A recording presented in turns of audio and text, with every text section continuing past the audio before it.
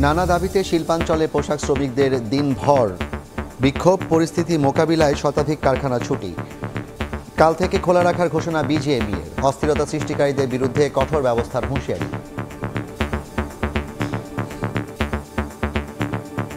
আওয়ামী লীগের লোকেরা যেই সিন্ডিকেটগুলো সামলাতো তারা তো সেগুলো ছেড়ে চলে গেছে। এখন যারা দখলের পায়তারা করছে এবং এসে সেখানে সন্ত্রাস করছে তাদের বিরুদ্ধে সরকার কঠোর ব্যবস্থা নেবে। ওদেরকে কিভাবে মোকাবিলা করা যায় এবং তার জন্য আমাদের একটু টাফ হতে হবে। আইন শৃঙ্খলা রক্ষক বাহিনী কালকে ফ্যাক্টরি আমরা চালাতে পারবো, সেই ব্যবস্থা তারা করবে। আশুলিয়া এবং গাজীপুরে যেসব জায়গায় ফ্যাক্টরি আজকে চালাতে পারি না, ইনশাল্লাহ আগামী কালকে থেকে চালাবো। নৈরাজ্য করে কেউ যেন রাজনৈতিক ফায়দা লুটতে না পারে, সতর্ক থাকার আহ্বান বিএনপির। যারা করতেছে তাদেরকে প্রতিহত করা না গেলে শ্রমিকরা ক্ষতিগ্রস্ত হবে, শিল্প ক্ষতিগ্রস্ত হবে। সকল ষড়যন্ত্র প্রতিরোধ করে আমরা দেশে শান্তি এবং শৃঙ্খলা বজায় রাখবো। দেখছিলেন প্রধান শিরোনাম। রাতের সময় সঙ্গে আছি আমি জাফর সাদিক। এবার অন্যান্য শীর্ষ সংবাদ। গণ অভ্যুত্থানে হতাহতদের স্মরণে কাল সারা দেশে শহীদি মার্চের ঘোষণা বৈষম্য বিরোধী ছাত্র আন্দোলনের। ফ্যাসিবাদকে পুনর্বাসিত করার অপচেষ্টা রুখে দেওয়ার হুঁশিয়ারি সমন্বয়কদের।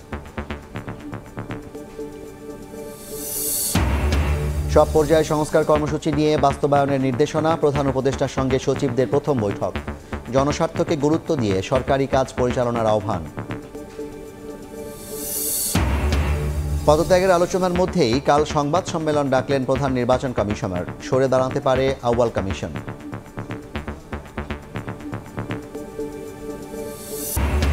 এবং অবসর সুবিধা পেতে বেসরকারি শিক্ষক কর্মচারীদের দাঁড়ে দাঁড়ে ধর্ণা। মানা হচ্ছে না আদালতের নির্দেশনা। পর্যাপ্ত বরাদ্দের অভাবকে দায়ী করছে কর্তৃপক্ষ।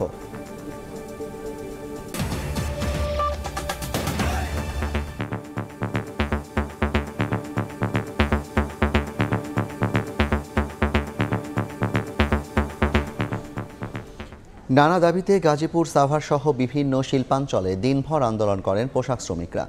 এক পর্যায়ে শতাধিক কারখানা ছুটি ঘোষণা করা হয়। শিল্পাঞ্চলে শ্রমিক আন্দোলনের নামে যারা অস্থিরতা তৈরি করছেন তারা বহিরাগত মন্তব্য করে স্থানীয় সরকার উপদেষ্টা বলেছেন তাদেরকে মোকাবিলা করতে শক্ত পদক্ষেপ নেওয়া হবে। একই অবস্থানের কথা জানান স্বরাষ্ট্র উপদেষ্টা। আর শ্রম ও কর্মসংস্থান উপদেষ্টা অস্থিরতার বিরুদ্ধে অ্যাকশন শুরুর ঘোষণা দেন। পোশাক কারখানায় নারী পুরুষ সমান হারে নিয়োগ, সরকার পরিবর্তনের পর ঝুট ব্যবসা নিয়ন্ত্রণ সহ বিভিন্ন দাবিতে সোমবার থেকে অস্থিতিশীল পরিস্থিতির সৃষ্টি হয় তৈরি পোশাক শিল্প খাতে। এসব দাবিতে বুধবারও নবীনগর, চন্দ্রা ও বাইপাইল আবদুল্লাপুর সড়ক অবরোধ করে বিক্ষোভ করেন শ্রমিকরা। আন্দোলন ছড়িয়ে পড়ে গাজীপুর, টঙ্গী, আশুলিয়া, কালিয়াকৈর, চন্দ্রা, নরসিংদী ও নারায়ণগঞ্জ শিল্পাঞ্চলেও। এমন পরিস্থিতিতে তৃতীয় দিনের মতো অন্তত 60টি পোশাক কারখানা বন্ধ ঘোষণা করে কর্তৃপক্ষ। কিন্তু দাবি বাস্তবায়ন না হওয়া পর্যন্ত আন্দোলন চালিয়ে যাবার ঘোষণা দেন শ্রমিকরা। এ সময় বেশ কয়েকটি শিল্প কারখানায় ভাঙচুরের চেষ্টা করলে সেনাবাহিনী ও শিল্প পুলিশের সদস্যরা পরিস্থিতি নিয়ন্ত্রণে আনেন। এদিকে শ্রমিক আন্দোলন নিয়ে বুধবার দুপুরে সচিবালয়ে স্বরাষ্ট্র উপদেষ্টার সঙ্গে জরুরি বৈঠক করেন সংশ্লিষ্ট উপদেষ্টারা। বৈঠক শেষে স্থানীয় সরকার উপদেষ্টা সাংবাদিকদের জানান দেশের অর্থনীতি বাঁচাতে শক্ত পদক্ষেপ নেওয়া হবে। আর শ্রম ও কর্মসংস্থান উপদেষ্টা বলেন এ ঘটনায় স্থানীয় আওয়ামী লীগ ও বিএনপি কর্মী সহ বহিরাগতরা জড়িত রয়েছে। পরিস্থিতি স্বাভাবিক করতে প্রয়োজনীয় ব্যবস্থা নেওয়া হবে। কোনো নির্দিষ্ট দাবি উঠে আসছে না। বহিরাগত লোকজনের আধিক্য দেখা যাচ্ছে। আওয়ামী লীগের লোকেরা যেই সিন্ডিকেটগুলো সামলাতো তারা তো সেগুলো ছেড়ে চলে গেছে। এখন যারা দখলের পায়তারা করছে এবং এসে সেখানে সন্ত্রাস করছে তাদেরকে এবং যারা বহিরাগত আছে তাদের বিরুদ্ধে সরকার কঠোর ব্যবস্থা নেবে। এটা যদি নষ্ট হয় বাংলাদেশে ফরেন কারেন্সি আর্নিং বন্ধ হয়ে যাবে, লোকাল ইন্ডাস্ট্রি নষ্ট হয়ে যাবে। ওদেরকে কিভাবে মোকাবিলা করা যায় এবং তার জন্য আমাদের একটু টাফ হতে হবে। এদিকে শিল্প এলাকায় অসন্তোষ বন্ধে সব পক্ষের সঙ্গে সংলাপ চলছে জানিয়ে পুলিশ মহাপরিদর্শক বলেছেন অন্যায় কর্মকাণ্ডে জড়িতদের ছাড় দেয়া হবে না। গার্মেন্টস মালিক যারা প্রতিষ্ঠান খুলতে চায়, যারা আমাদের সহায়তা চায়, আমরা সকলকে কিন্তু সেই ধরনের সহায়তা দিচ্ছি। পাশাপাশি আমরা যারা অন্যায় কর্মে আছে বা যারা এরকম বিভিন্ন রকমভাবে একটা অস্থিরতা তৈরি করতে চায় তাদেরকে কিন্তু আমরা ছাড় দেওয়ার সুযোগ নাই। গাজীপুরে শ্রমিক অসন্তোষকে কেন্দ্র করে চলমান অস্থিরতা ঠেকাতে কঠোর পদক্ষেপ নেয়ার কথা জানিয়েছেন স্বরাষ্ট্র উপদেষ্টা। পুলিশের সার্বিক কার্যক্রম স্বাভাবিক হতে কিছুটা সময় লাগবে বলে আবারও জানান তিনি। পদক্ষেপ কঠোর না হবে, পুলিশের ইমেজ আস্তে আস্তে কিন্তু উন্নত হচ্ছে। মানে এটা আমার কাছে এরকম কোনো কিছু নাই যে আমি একদিনে সব উন্নতি করে ফেলব। পোশাক খাতে অস্থিরতা বন্ধে শিল্প মালিক, শ্রমিক ও রাজনৈতিক দলের সঙ্গেও আলোচনার কথা জানান উপদেষ্টারা। প্রসূন আশিস, সময় সংবাদ, ঢাকা। আইন শৃঙ্খলা রক্ষা বাহিনী নিরাপত্তার নিশ্চয়তা দেয় আগামীকাল থেকে সব পোশাক কারখানা খোলা থাকবে বলে জানিয়েছেন বিজিএমইএ সভাপতি খন্দকার রফিকুল ইসলাম।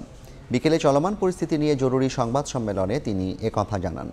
মাসের শুরুতে কারখানায় ঝামেলা হলেও বেতন দিতে দেরি হবে না বলেও আশ্বস্ত করেন তিনি। বকেয়া বেতন পরিশোধ, চাকরি স্থায়ীকরণ এবং নারী পুরুষের সমান অধিকার সহ বিভিন্ন দাবিতে বেশ কয়েকদিন যাবৎ অস্থিরতা বিরাজ করছে দেশের শিল্পাঞ্চলে। শ্রমিকদের বিক্ষোভের মুখে বন্ধ হয়ে যায় একের পর এক কারখানা। নিরাপত্তা শঙ্কায় বুধবারও বন্ধ ছিল 167টি পোশাক কারখানা। এমন পরিস্থিতিতে চলমান সংকট নিরসনে কারখানা মালিক, আইন শৃঙ্খলা বাহিনী এবং বিভিন্ন গোয়েন্দা সংস্থার প্রতিনিধিদের সঙ্গে জরুরি বৈঠকে বসে কারখানা মালিকদের সংগঠন বিজিএমইএ। ঘণ্টাব্যাপী বৈঠক শেষে সংবাদ সম্মেলনে এসে বিজিএমইএ সভাপতি বলেন, নিরাপত্তা নিশ্চিত করেই বৃহস্পতিবার থেকে খোলা থাকবে দেশের সব কারখানা। মাসের শুরুতেই পোশাক মালিকরা কারখানাগুলো বন্ধ রাখতে বাধ্য হলেও শ্রমিকদের বেতন হাতে পেতে দেরি হবে না বলেও আশ্বাস দেন তিনি। আইন শৃঙ্খলা রক্ষাকারী বাহিনী আমাদেরকে সর্বোচ্চ সহযোগিতা গ্যারান্টি দিয়েছে যে আমাদের কোনো ফ্যাক্টরিতে ইনশাল্লাহ কালকে কোনো ধরনের কোনো বিশৃঙ্খলা তারা বরদাস্ত করবে না এবং ওই পরিমাণ সাপোর্ট তারা রাখবে। আমাদের কমিটমেন্ট দেওয়ার পরে আমরাও সিদ্ধান্ত নিয়েছি যে আমরা আগামীকালকে আশুলিয়া এবং গাজীপুরে যেসব জায়গায় ফ্যাক্টরি আজকে চালাতে পারি না, ইনশাল্লাহ আগামীকালকে থেকে চালাবো। বহিরাগতদের ইন্ধনেই কারখানাগুলোতে হামলা হয়েছে দাবি করে সংস্থাটি বলছে, আইন শৃঙ্খলা বাহিনীর মধ্যে সমন্বয় না থাকার কারণেই চলমান নৈরাজ্য ঠেকাতে ব্যর্থ হয়েছে তারা নিজেরাই জানে না কালকে সকালে তার কোথায় পোস্টিং হবে। সো আইন শৃঙ্খলা রক্ষাকারী বাহিনীদের যে সক্ষমতা সেটা এই মুহূর্তে নাই। এটাকে কাজে লাগিয়ে যে যার উদ্দেশ্য হাসিল করতে ফ্যাক্টরি গেটে চলে আসছে। আমরা হলফ করে বলতে পারি এটা আমাদের ওয়ার্কারের কাজ না। অভ্যন্তরীণ সমস্যা এবং শ্রমিকদের দাবিগুলো নিয়েও শীঘ্রই আলোচনার মাধ্যমে সমাধানের আশ্বাস বিজিএমইএর। বৈঠক করার চেষ্টা করছি। মেহেদী হাসান, সময় সংবাদ, ঢাকা। ছাত্র জনতার আন্দোলনে আহত ও নিহতদের স্মরণে আগামীকাল দেশব্যাপী শহীদি মার্চের ডাক দিয়েছে বৈষম্য বিরোধী ছাত্র আন্দোলন। দুপুরে সংগঠনটির অন্যতম সমন্বয়ক সার্জিস আলম এ ঘোষণা দেন। এ সময় হুঁশিয়ারি উচ্চারণ করে সমন্বয়ক হাসনাত আবদুল্লাহ বলেন, কোনো গোষ্ঠী ফ্যাসিবাদকে পুনর্বাসিত করতে চাইলে ছাত্র জনতা আবারও তা রুখে দেবে। নতুন দেশ প্রাপ্তির প্রায় এক মাস পর নিজেদের পরবর্তী কর্মসূচি ও রূপরেখা তুলে ধরতে ঢাকা বিশ্ববিদ্যালয়ের টিএসসিতে সংবাদ সম্মেলন করে বৈষম্য বিরোধী ছাত্র আন্দোলন। কথা বলেন বেশ কয়েকজন সম্মুখ সারির সমন্বয়ক। দেশের বর্তমান সংবিধান আওয়ামী লীগের, জাতীয় সংবিধান নয় উল্লেখ করে সমন্বয়ক হাসনাত আবদুল্লাহ বলেন, কোনো গোষ্ঠী ফ্যাসিবাদকে পুনর্বাসিত করতে চাইলে ছাত্র জনতা আবারও রুখে দেবে। ৭২-এর যে সংবিধানটা প্রণীত হয়েছিল, এই সংবিধানটা কিন্তু একটা জাতীয় সংবিধানের জায়গায় সেটা হয়ে গিয়েছিল কি আওয়ামী লীগের সংবিধান। এই আওয়ামী লীগের সংবিধানটা সেখানে হচ্ছে একটা আমরা জাতীয় সংবিধান হিসেবে আমরা মেনে নিয়েছিলাম। আওয়ামী লীগের সংবিধানটাকেই আমরা বাংলাদেশি সংবিধান হিসেবে ধরে নিয়েছিলাম। অর্থাৎ দেখেন, একটা দলের সংবিধানকে যখন একটা দেশের সংবিধান হিসেবে চাপিয়ে দিতে চায়, সেই জায়গাতে হচ্ছে ফ্যাসিবাদের প্রথম বীজটা বপন করে দেওয়া হয়। এবং হাসনাতের কথায় সুর মিলিয়ে সার্জিস আলম বলেন, ফ্যাসিবাদী সরকারের জুলাই গণহত্যা ইতিহাসে লেখা থাকতে হবে, যাতে পরবর্তী ক্ষমতাধররা বিষয়গুলো ভুলে না যায়। এটি যদি লিখে না থাকে তাহলে পরবর্তীতে এই আওয়ামী লীগ কিংবা অন্য কোনো দল আবার একইভাবে এই ফ্যাসিজমের, এই ফ্যাসিবাদের ধারক ও বাহক হয়ে উঠবে। তাদের এটি জানা থাকা উচিত, মনে রাখা উচিত, মানুষ কতটা ঘৃণা ভরে এই ফ্যাসিস্ট সরকারকে প্রত্যাখ্যান করেছিল। ক্ষমতার রদবদল হলেও দুঃশাসন একই রকম রয়ে গেছে বলেও মন্তব্য করেন সমন্বয়ক বাকের। গতকাল দেখেছেন বঙ্গবাজারে, সেখানে আওয়ামী লীগের একজন কমিশনার, মহিলা কমিশনার চামিলি, এবং তার সাথে যোগ দিয়েছিল যে বিএনপির শাহবাগ থানার নেতা শপথ। এরা সংবাদ মাধ্যমের বা মুক্ত বাক স্বাধীনতার আসলে গলা চেপে ধরতে চেয়েছিল।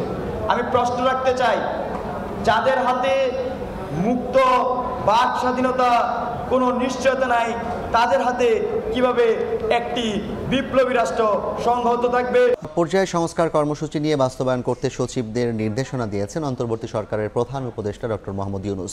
প্রথমবারের মতো সব মন্ত্রণালয় ও বিভাগের সচিবদের সঙ্গে বৈঠকে তিনি এ আহ্বান জানান। একই সঙ্গে জনস্বার্থকে গুরুত্ব দিয়ে সরকারি কাজ পরিচালনার নির্দেশনা দেওয়া হয়। দুপুরে প্রধান উপদেষ্টার কার্যালয়ে ৫৫টি মন্ত্রণালয় ও বিভাগের সচিবরা বৈঠকে উপস্থিত ছিলেন।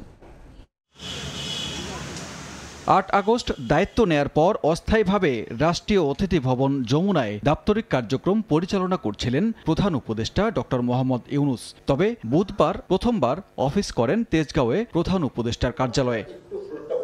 বেলা 11:30টায় প্রধান উপদেষ্টা বৈঠক করেন ৫৫ মন্ত্রণালয় ও বিভাগের সচিবদের সঙ্গে। ডক্টর ইউনূসের সভাপতিত্বে বৈঠকে উপস্থিত ছিলেন উপদেষ্টা আলী ইমাম মজুমদার। ৮ আগস্ট অন্তর্বর্তীকালীন সরকার গঠনের পর সব সচিবদের সঙ্গে এটি প্রধান উপদেষ্টার প্রথম বৈঠক। এর আগে ১২ আগস্ট ২৫ মন্ত্রণালয়ের সচিবদের সঙ্গে অতিথি ভবন যমুনায় বৈঠক করেছিলেন প্রধান উপদেষ্টা।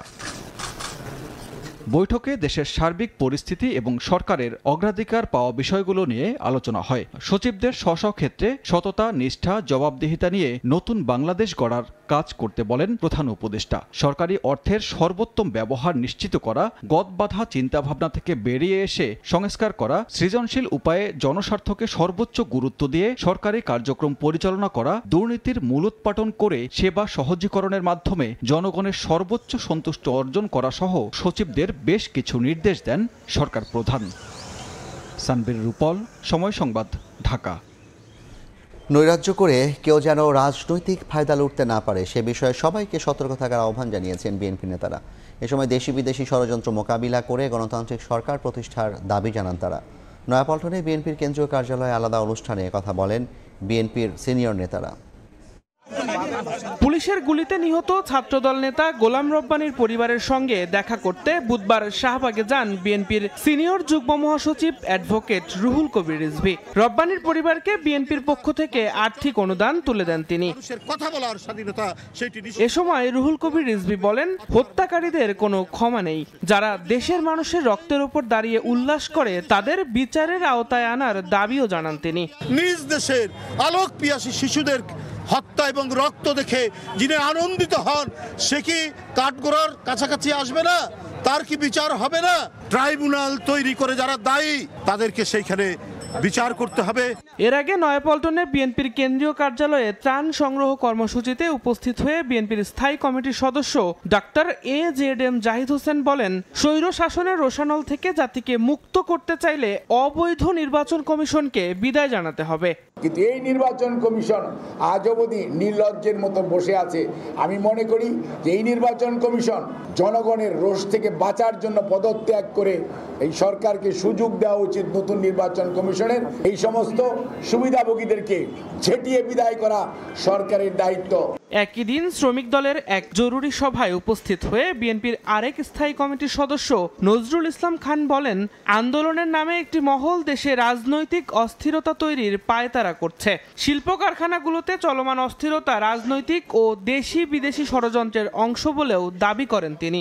কারা করতেছে নিশ্চয়ই আমাদের লোক, যারা করতেছে তাদেরকে প্রতিহত করা না গেলে ছবিটা ক্ষতিগ্রস্ত হবে, শিল্প ক্ষতিগ্রস্ত হবে, দেশ ক্ষতিগ্রস্ত হবে।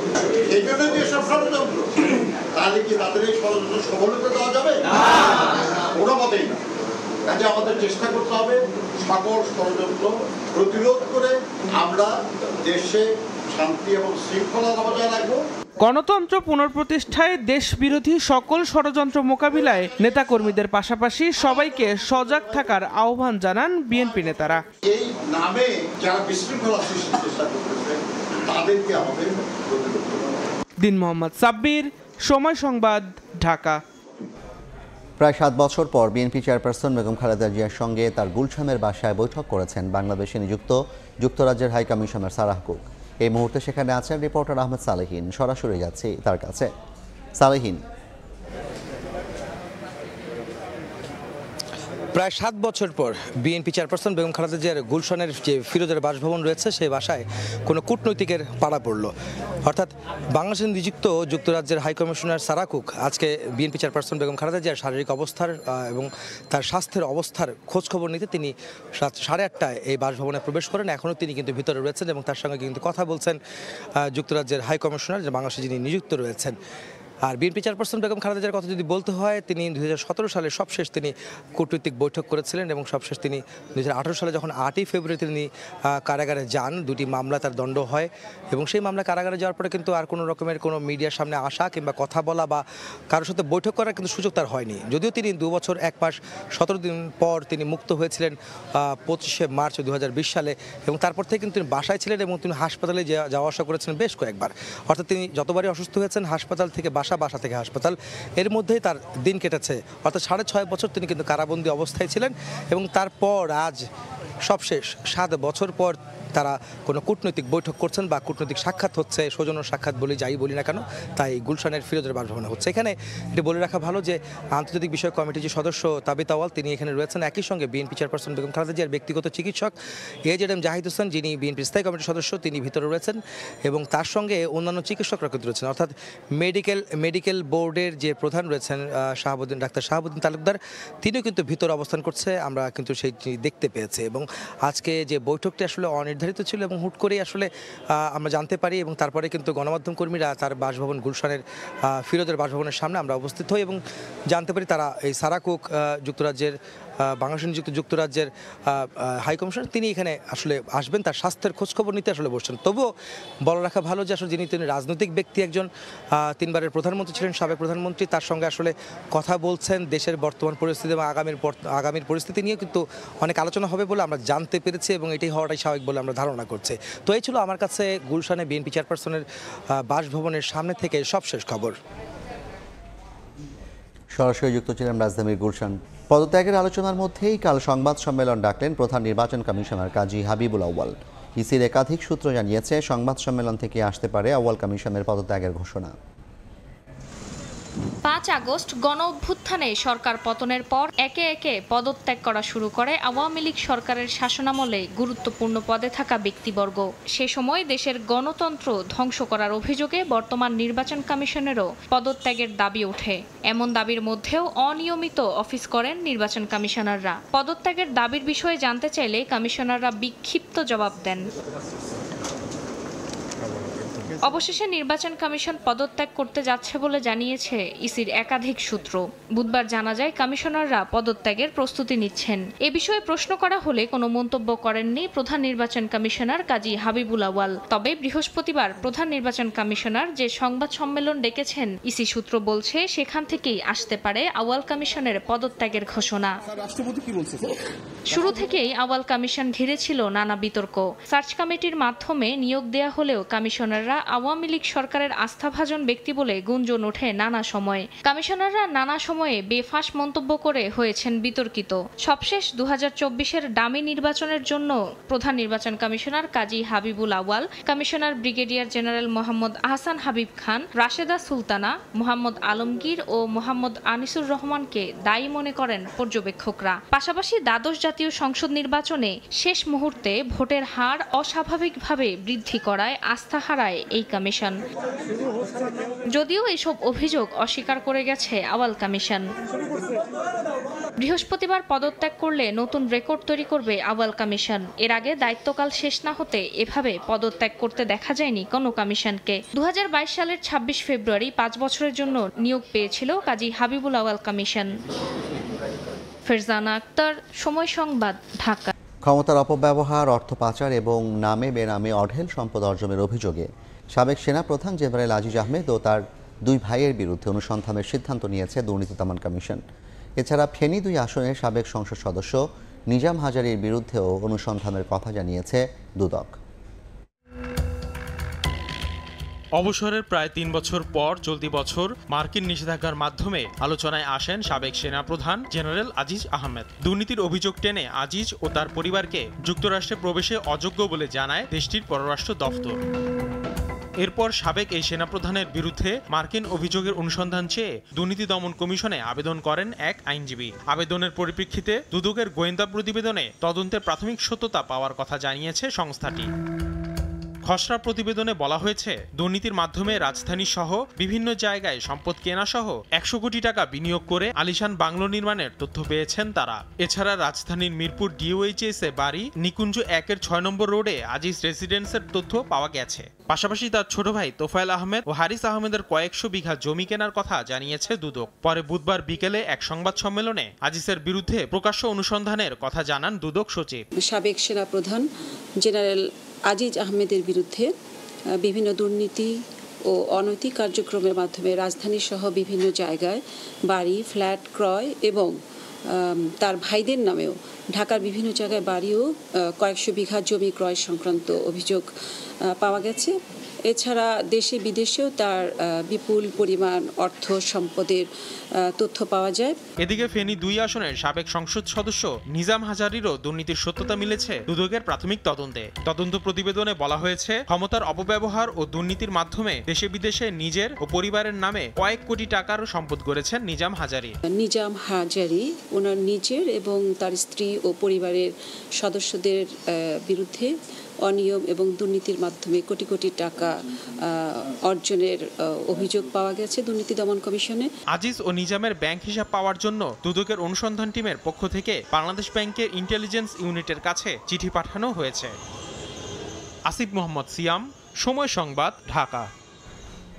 পররাষ্ট্র মন্ত্রণালয়ের 38 কর্মকর্তাকে দুদকের পাঠানো নোটিশ নিয়ে ভুল বোঝাবুঝির অবকাশ থাকতে পারে বলে জানিয়েছেন পররাষ্ট্র উপদেষ্টা তৌহিদ হোসেন। বিকেলে পররাষ্ট্র মন্ত্রণালয়ে এক প্রেস ব্রিফিং করেন উপদেষ্টা। অভিযোগের নেচার দেখে আমার মনে হচ্ছে যে এগুলি অনেকগুলি অডিট অবজেকশনের ফলাফল। অডিট অবজেকশন দুর্নীতি এক জিনিস না। অডিট অবজেকশন অফিসাররা মিট করবেন, মিট করার আগে বোধহয় তাদের পেনশন হবে না, এবং যখন মিট করে সব শেষ পর্যন্ত এমনও হয় যে কিছু আসলেই হয়তো দিতে হবে টাকা, সেটা এমনকি তাদের পেনশন থেকে কেটে রেখে বাকি টাকা দেওয়া, এরকমও আছে। তো আমরা দেখব। আর সহযোগিতার প্রশ্ন যেটা, অবশ্যই আমরা তো চাই না যে কোনো দুর্নীতি হোক, কাজেই যেটুকু সহযোগিতা তারা চাইবে সেটা আমরা অবশ্যই করব।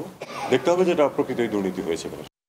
গুমের কারণ না জানলেও 94 দিন বন্দী ছিলেন অন্ধকার কুঠুরি আয়নাঘরে। নির্মম নির্যাতনের শিকার হয়ে বেঁচে ফিরলেও এখনও স্বাভাবিক জীবনে ফিরতে পারেননি প্রকৌশলী আতাউর রহমান মণ্ডল। বিদেশে পড়াশোনা করা প্রকৌশলী আতাউর রহমান সময় সংবাদের ক্যামেরায় তুলে ধরেছেন বন্দি জীবনের ভয়াবহ অভিজ্ঞতার কথা। ভারত থেকে কম্পিউটার ইঞ্জিনিয়ারিং বিষয়ে লেখাপড়া শেষ করে দেশে ফিরে বেসরকারি প্রতিষ্ঠানে চাকরি নেন আতাউর রহমান মণ্ডল। পারদর্শী হওয়ায় মাঝে মধ্যে প্রধানমন্ত্রীর কার্যালয়ের বিভিন্ন প্রযুক্তি প্রকল্পেও করেন কনসালটেন্সি। একটা ব্ল্যাক হুড যেগুলো থাকে আর কি, হুড টাইপের মাস্ক গলার মধ্যে আটকাই দিল এই পর্যন্ত, মাথা পর্যন্ত দেওয়ার পর পিছনে হাত ইয়ে করে ফেললো, আপনার হ্যান্ডকাপ লাগাই ফেললো। হ্যান্ডকাপ লাগানোর পরে একজন রিভলভার ধরলো আমার বুকের মধ্যে, আর একজন হচ্ছে কি আমার পায়ের উপরে গিয়ে বসলো আর কি, সিটের মধ্যে লম্বা করে শোয়াই দিছে, দিয়ে পায়ের মধ্যে বসলো। বসার পর এরপর আমাকে বলতেছে কোনো শব্দ বলবে না, কোনো কিছু করবে না, কোনো চিল্লাচিল্লি কিছু করবে না। লোম একদম দাঁড়াই গেছে আমার একদম রুমের ভিতরে ঢুকে। দেখলাম কি রুমের মধ্যে ওয়ালের মধ্যে সফ সফ করে রক্ত লাগানো। এর আগে নিশ্চয়ই যাকে রেখেছিল তাকে হয়তো বড় টর্চারিং করছে, বা তার টর্চার করার পর তার যে ব্লাডগুলো সেই ওয়ালের মধ্যে হয়তো বা লেগে গেছে। একসময় আমাকে বলতেছে যে ও যদি কোনো কিছু স্বীকার না করে তাহলে এক কাজ করো, ওকে ওর যৌনাঙ্গের মধ্যে ইয়ে দাও, মানে ওর গোপনাঙ্গের মধ্যে তোমরা ইলেকট্রিক শক দেওয়ার ব্যবস্থা করো। গুনগুনানো শব্দ, মানে কান্নাকাটি শব্দ, অনেক জোরে জোরে করে ইয়ে করতো সেগুলো। আশেপাশের রুম থেকে সবাই এরকম করে ইয়ে করতো। এই ভয়ে আর আমি কখনো ঘুমাইতে পারতাম না। অনেকের রুমের মধ্যে লিখে রাখছে, নাম লেখা, মোবাইল নাম্বার লেখা, হেল্প মি, আমার পরিবারের সঙ্গে যোগাযোগ করেন, এটা কচুক্ষেত, মানে এরকম ডাউটলি এরকম লিখে রাখছে আর কি অনেকক্ষণ। সেখানে অনেকে বন্দি থাকার আলামত দেখতে পান বলে জানান আতাউর রহমান। আটকের কোনো কারণও জানানো হয়নি তাকে। 94 দিন পর বন্দিশালা থেকে মুক্তি পান আতাউর রহমান মণ্ডল। এখানকার একটা শব্দও যদি বাহিরে যায়, তোমাকে তো ধরছেই, তোমাকে আবার ধরবো, তোমার ফ্যামিলিকে ধরবো, তোমার ওয়াইফকে ধরবো, তোমার বাবাকে ধরবো, তোমার মাকে, তোমার ভাই বোন সবাইকে ধরবো, ধরে শেষ করে দেবো। তুমি যে বিল্ডিংয়ে থাকো, তোমার যে বিল্ডিংয়ের অফিস ডিনামাইট মেরে উড়াই দেবো। এর যদি একটা শব্দ, ইভেন তোমার ওয়াইফেরও তুমি এগুলো কিছু বলবা না। মৃত্যুর মুখোমুখি হয়েও বেঁচে ফেরা আতাউর রহমান এখন বিচার চান গুম খুনের। নাজমুস সালেহী। অবসর সুবিধা পেতে বছরের পর বছর দাঁড়ে দাঁড়ে ঘুরতে হচ্ছে বেসরকারি শিক্ষক কর্মচারীদের। যদিও উচ্চ আদালতের নির্দেশ হলো অবসর গ্রহণের 6 মাসের মধ্যে এই সুবিধা পাবেন সংশ্লিষ্টরা, কিন্তু বাস্তবতা ভিন্ন। পরিসংখ্যান বলছে হাজার হাজার আবেদন নিষ্পত্তির অপেক্ষায় ঝুলছে যুগের পর যুগ। কবিতা রানী চন্দ নরসিংদীর এই সাবেক শিক্ষিকা জীবনের 25টি বছর পার করেছেন মানুষ গড়ার কাজে। 2018 সালে অবসর গ্রহণের পর অবসর সুবিধা পেতে অর্ধযুগেরও বেশি সময় ধরে বাধ্য হয়ে ঢাকার পলাশীর ব্যানবেইসে যাওয়া আসা করতে হচ্ছে কবিতাকে। কল্যাণ ট্রাস্টের টাকা পেলেও অবসর সুবিধার টাকা কবে পাবেন সেই প্রশ্নের উত্তর জানেন না তিনি। অথচ নিঃসন্তান এই শিক্ষিকাকে প্রতি মাসে বেতনের 10 ভাগ সঞ্চয় করতে হয়েছিল নিশ্চিন্ত অবসরের আশায়। আমার 6 বছর কেন নষ্ট করলো? এতটা কষ্ট করার পরেও আমার থাকা সত্ত্বেও আমি সেই জিনিসগুলা ভোগ করতে পারতেছি না। মানুষের অবসরের পর কতদিন বাঁচে, ন্যায্য টাকা, অথচ আমি আত্মীয় স্বজনের কাছে আমার হাত পাততে হইতেছে। শিক্ষক হাবিবুর রহমানের দশাও একই রকম। টাকার অভাবে গত 8 মাস বন্ধ রয়েছে তার ক্যান্সার আক্রান্ত স্ত্রীর চিকিৎসা। চিটাং থেকে এখানে আসা অনেক কষ্টের ব্যাপার। প্রায় 18-20 লাখ 19 লাখের মতো ঋণ করা হয়েছে। তারপরে এর পিছনে আমার স্ত্রীর তো চিকিৎসা এখন করা সম্ভব হচ্ছে না। আর কত নেব? একজন থেকে নিলে কি আবার নেওয়া যায়? বলতে তো লজ্জা লাগে। কিন্তু কেন এই ভোগান্তি? এসব অভিযোগের বিষয়ে যার জানানোর কথা তিনি 5 আগস্টের পর থেকেই লাপাত্তা। বন্ধ রয়েছে মোবাইল ফোন। আপনার ডায়ালকৃত নম্বরে এই মুহূর্তে সংযোগ প্রদান করা সম্ভব হচ্ছে না। অন্যদিকে বেসরকারি শিক্ষক কর্মচারী কল্যাণ ট্রাস্টের রুটিন দায়িত্ব পাওয়া সচিব জানান, এখনো 30,000-এরও বেশি আবেদন জমা পড়ে থাকলেও বরাদ্দের অভাবে তার সুরাহা করা সম্ভব হচ্ছে না। এই আবেদনগুলি নিষ্পত্তি করতে আমাদের প্রায় 27 কোটি টাকা প্রয়োজন হবে। বছরে ঘাটতি কিন্তু আমাদের মাসে থেকেই যেতেছে। এখন যদি আমাদের বছরে একটা বাজেট থেকে বরাদ্দ দেওয়া হয় তাইলে এই সমস্যা সমাধান করা সম্ভব। উচ্চ আদালতের নির্দেশ অনুযায়ী 6 মাসের মধ্যে অবসরকালীন সুবিধা দেওয়ার কথা থাকলেও বছরের পর বছর ধর্ণা দিয়েও প্রাপ্য টাকার মুখ দেখতে পান না বেসরকারি শিক্ষক কর্মচারীরা। জাতীয় বাজেটে অন্তর্ভুক্ত করা না হলে এই সংকট আরও প্রকট হবে বলছেন সংশ্লিষ্টরা। অবসরে গিয়েও অবসর নেই বেসরকারি শিক্ষকদের। দেশের নানান প্রান্ত থেকে ন্যায্য পাওনার আশায় প্রতিদিন এখানে আসতে হয় তাদের। তবে দায়িত্বরতদের অনেকেই দিনের পর দিন অফিসে না আসায় এ সকল অভিযোগের সদুত্তর দেওয়ারও কেউ নেই এখানে। মাইমুনা হায়দার চৌধুরী, সময় সংবাদ, ঢাকা। দেখছেন রাতের সময়। জাতীয় সরকার ব্যবস্থায় দেশ পরিচালনা ও দ্বিকক্ষ বিশিষ্ট পার্লামেন্ট সংবিধানে সংযুক্ত করার দাবি জানিয়েছেন বিএনপির ভারপ্রাপ্ত চেয়ারম্যান তারেক রহমান। ধারাবাহিক কর্মসূচির অংশ হিসেবে বুধবার সন্ধ্যায় লন্ডন থেকে ভিডিও কলে যুক্ত হয়ে ঢাকা বিভাগে দলের তৃণমূল নেতাকর্মীদের উদ্দেশ্যে বক্তব্য দেওয়ার সময় তিনি এই মন্তব্য করেন। জনগণের সমর্থন নিয়ে বিএনপি আগামীতে জাতীয় সরকারের মাধ্যমে দেশ পরিচালনা দেখতে চায় বলে জানান তারেক রহমান। সভায় বিএনপির জাতীয় স্থায়ী কমিটির সদস্য মির্জা আব্বাস, ডক্টর আব্দুল মঈন খান ও গয়েশ্বরচন্দ্র রায় সহ আরও অনেকে উপস্থিত ছিলেন। এ পর্যায়ের শীর্ষ সংবাদগুলো জানিয়ে দিচ্ছি আরেকবার। নানা দাবিতে পোশাক শ্রমিকদের বিক্ষোভ, শতাধিক কারখানা ছুটি, কাল থেকে খোলা রাখার সিদ্ধান্ত বিজিএমইএর। অস্থিরতা সৃষ্টিকারীদের বিরুদ্ধে কঠোর ব্যবস্থার ঘোষণা। গণ অভ্যুত্থানে হতাহতদের স্মরণে কাল বৈষম্য বিরোধী ছাত্র আন্দোলনের শহীদি মার্চ। ফ্যাসিবাদকে পুনর্বাসিত করার অপচেষ্টা রুখে দেওয়ার হুঁশিয়ারি।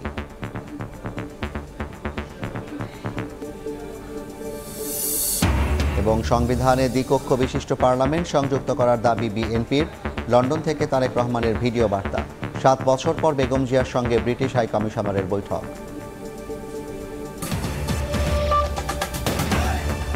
এই ছিল রাতের সময়ে। সঙ্গে থাকুন সময়।